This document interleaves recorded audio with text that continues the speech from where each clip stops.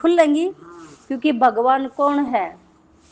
वो है सबसे बड़ा डॉक्टर। उससे बड़ा डॉक्टर कोई नहीं है, क्योंकि जो गीता का ज्ञान है वो नेचुरल ज्ञान है और नेचर से जुड़ा हुआ है, यानी प्रकृति से जुड़ा हुआ है। वो ज्ञान सर्वमान्य ज्ञान है, जो बच्चा भी लो उसको भी लागू है, जवान लो उसको भी लागू है, बुढ़ा हो उसको भी लागू है। उसको ना लौकिक काट सकता ना अलौकिक काट सकता, वो सर्वमान्य ज्ञान है। और गीता के ज्ञान से ही सभी समस्याओं का समाधान होगा, माताओं का सम्मान होगा, माताओं की समस्याओं का समाधान होगा। क्योंकि आज ज्यादातर दुखी हो रही तो कौन हो रही है? माताएं दुखी हो रही है चगुर्दे, क्योंकि सारा जो भी दिक्कत बाजी आवा है वो सारा भांडा माँ के ऊपर फोड़ा जा है। क्योंकि ज्ञान का कलश किसके सिर पे है? माता के सिर पे। जो कलश यात्रा काटते हैं तो माँ के सिर पे तो दे रखी है। इसका मतलब बता दीदी, जिम्मेदारी का कलश माँ के सिर पे है। जब धर्म का कार्य होता है तो माँ को आगे किया जाता है, इसलिए उसकी यादगार है वो कलश। और जब राजनीति का कार्य होता है तो पिता को आगे किया जाता है, क्योंकि बाहर के कार्य में मर्द मानस आगे होगा और घर के काम में वीरवानी आगे करी जाएगी। तो ईब यो ज्ञान सुनने का अधिकार माता को है। जिस घर में तो एक माता भी लिख जाए और रोजाना 1 घंटा वो गीता का ज्ञान सुनेगी तो अपने घर में वो अच्छे से चला सकती है। वो ज्ञान अपने रिश्तेदारों को भी दे सकती है और सबको दे सकती है। क्योंकि गीता का ज्ञान क्या होता है कि घर गृहस्थी में सहज सरल और सुंदर जीवन कैसे जिया जाता है, कि पति के साथ कैसे रहना, हमें बच्चों के साथ कैसे रहना, सास ससुर के साथ कैसे रहना है, माता पिता के साथ कैसे रहना है। यो ज्ञान इस टाइप का ज्ञान है बैड, यो कोई वैसा ज्ञान नहीं है। और गृहस्थ जीवन ही सबसे श्रेष्ठ है, क्योंकि देखो गृहस्थी में से ही लोग बाहर जाते हैं, गृहस्थी में से बाहर जा रहे हैं, कोई भी जा रहा है तो स्कूल में जाकर बच्चा पहले माँ दौर पालना लेके बाद में तो स्कूल में जाएगा ना। तो सबसे पहले टीचर कौन हुई? बच्चे की माँ हुई, क्योंकि माँ जन्म भी देती, बच्चे को पालती भी है। जब बच्चा 4-5 साल का हो जाए, जब बच्चा स्कूल में जाता होगा ना, उससे पहले उसने ज्ञान कौन दे है? माँ दे है। तो सबसे पहले टीचर कौन है? माँ है। माँ बेसिक ज्ञान देती है, बच्चे का आधार बढ़ाती है। टीचर तो उसके बाद में देगी। माँ सबसे पहले बच्चे को दीदी जन्म देती है, जन्म देने के बाद उसको पालती है, उसको खाना पीना सिखाती है, उसको दीदी अंगली पकड़ कर चलना सिखाती है, उसको दीदी अपना बच्चे को कपड़े पहनना सिखाती है, नहाने धोना सिखाती है, ब्रश करना सिखाती है, बच्चे को लेटरिन के हाथ धोना सिखाती है। मतलब हर चीज का छोटा छोटा ज्ञान कौन देवा है? माँ देवा है। वाह, यो ज्ञान किसने बाहर तक को नहीं मिल रहा है। और तो बच्चे की सबसे पहली टीचर कौन हुई? माँ हुई।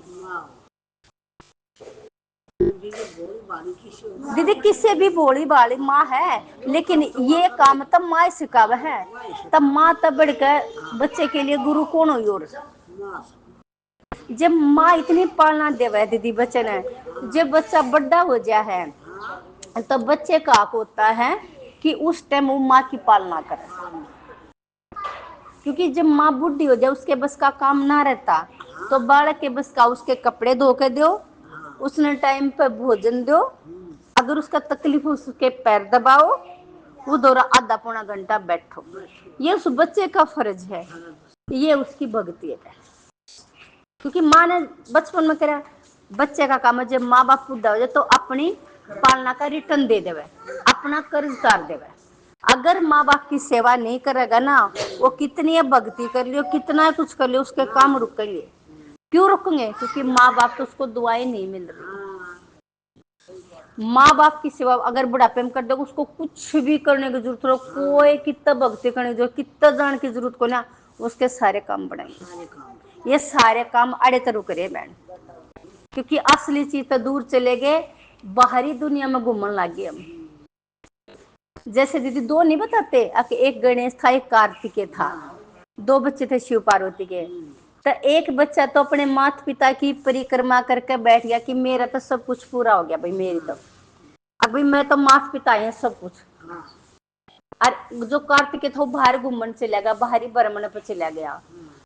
जीत किसकी हुई? गणेश की हुई ना, क्योंकि उसने माता पिता को अपना संसार मान लिया, उनने की सेवा कर दी बुढ़ापे, उसके सारे तीर्थ आड़े ही पूरे हो गए। बाहर दुनिया में कोई तीर्थ को ना घूमे थारा घूमना जी करे, पर बाकी तीर्थ को ना बाहर कोई भी, अपने माँ बाप ही है बहन सब कुछ।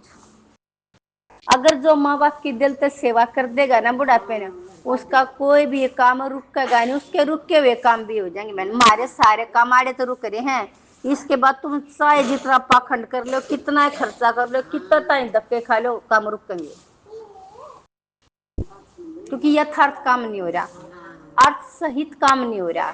तो यो सत्य ज्ञान जब मिल जाए दीदी, जब हम सही काम करने लग जाए, तो हमारे सारे बिगड़े हुए काम बनने शुरू हो जाए। कई बार कहे ना कि कौन है परम पिता परमात्मा, तो परम पिता परमात्मा कौन है, परम कौन है, हमारी माँ है सबकी। परम माने माँ, जो माता श्रेष्ठ है।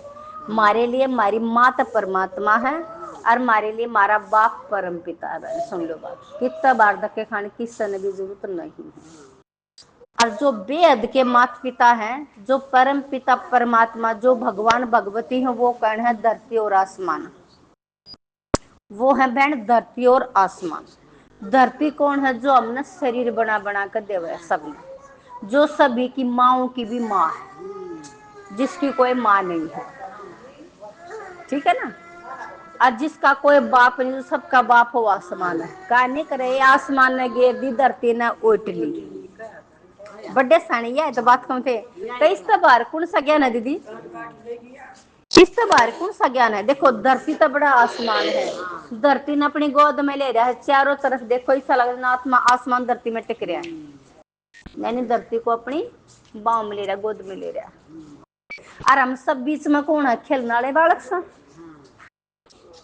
धरती आसमान के बीच में है, 5 तत्व इनके बीच में आ जाए।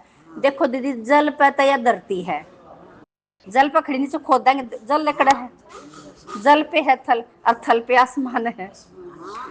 तीनों चीजें तो हर बिना खंबे का मकान है, देख लो। तीनों का एक दूसरे बोझ भी नहीं है, नीचे जल, ऊपर थल, ऊपर आसमान है। एक दूसरे बोझ, एक अपने सारे पकड़े हैं, सारे के सारे, है ना दीदी। तो देखो इन के बीच में खेल है यो। 5 तो है, जल बिना किसी का काम चल रहा नहीं। धरती पर पानी टेकेंगे, सूरज की गर्मी बर्दाश्त नहीं कर सकते हम, धरती पर तो खेल है सारा। उसके बाद दीदी हवा बिना काम नहीं चले, नहीं, क्योंकि सांस नहीं ले सकते। सूरज बिना न्यू काम नहीं चले, ना तो फसल पके, ना हमारा खाना पचे, ना हमारे शरीर में तापमान रहा। अगर हमारे शरीर ठंड हो तो हम डेड हो जाएंगे, सारे मर जाएंगे। तो दीदी ये चीज है जिन बिना हमारा काम नहीं चलता, तो इनको प्रणाम कर लो दिल तय। अगर तुम्हारा पूजा जी करो, इनकी पूजा कर लो, मिट्टी की कर लो। मिट्टी के वह है, हमें देखो हमारे पेड़ पौधा न बदावे है, गेहूं न पकावे, हम खावा, हमारा शरीर चल रहा है, इनकी कर लो, जो सच्ची चीज उनकी कर लो। अगर थारा करने जी करो, कोई दिक्कत को नहीं। मिट्टी की कर लो, जल की कर लो, वायु की कर लो, अग्नि की कर लो। 5 तत्व है, ये हमने जीवन देवे हैं, तो ये हमारे लिए श्रेष्ठ दी। अरे सबके जो शरीर 5 तत्व तो बने रहे, तो आत्मा की रक्षा ये तो कर रहे, और कौन कर रहा है, कोई मनुष्य कर रहा है क्या, किसी में ताकत है क्या फिर। तो दीदी जो सच्ची चीज है ना, उनको मानकर फिर तुम कुछ भी कर लो, कोई दिक्कत को ना। लेकिन जो चीज का बेरा कौन है, और देखम देखन लाग रहे हो, तो वह आंधी भक्ति, आंधी भक्ति आंधे कर देगी तुमने। और ज्ञान के है उनके बारे में, एक चीज के बारे में बता देना। जब गीता का ज्ञान बताए तो देने लग रहा सबको। यो ज्ञान ऐसा है जो सबका दिव्य नेत्र खोल दे है, कि तुम सत्य के साथ जीवन जियोगे तो तुम सारे सुखी हो जाओगे, थारा दुख खत्म हो जाएगा। दुख के है बेरा को ना करने लग रहे। और दीदी दूसरी बात बताओ, घर में है हम बेटी ने तो हमने कहेंगे हमारी बेटी बहुत कामिल है, और हमारा जमाई बहुत कामिल है। ध्यान तो सुनो दीदी सारी बातें। और बेटे में कमी काटा, हर बहू में कमी काटा हम, जबकि बेटा और बहू हमारे दोहरा में है। बेटी जमाई हमारे दोहरे को रहते दीदी। अगर बेटी ने जमाई ना, जो हम बहू बेटा ने सुना दे, इसी बेटी ने जमाई ने सुना के देख, तो थारी वोट लिए तो मैंने बता दियो। इसलिए अगर महिमा करनी है ना थोड़ी बहुत, अपनी बेटे बहू की कर लो, क्योंकि उन दोहरे रहना हमने। वे थोड़ी देर के लिए आवन वे राजी बोल जाएंगी, जो 24 घंटे रहना परीक्षा तो उसकी है, सेवा तो नहीं करनी पड़ेगी, बाहर का थोड़ा ना करेगा मेरा बेटा।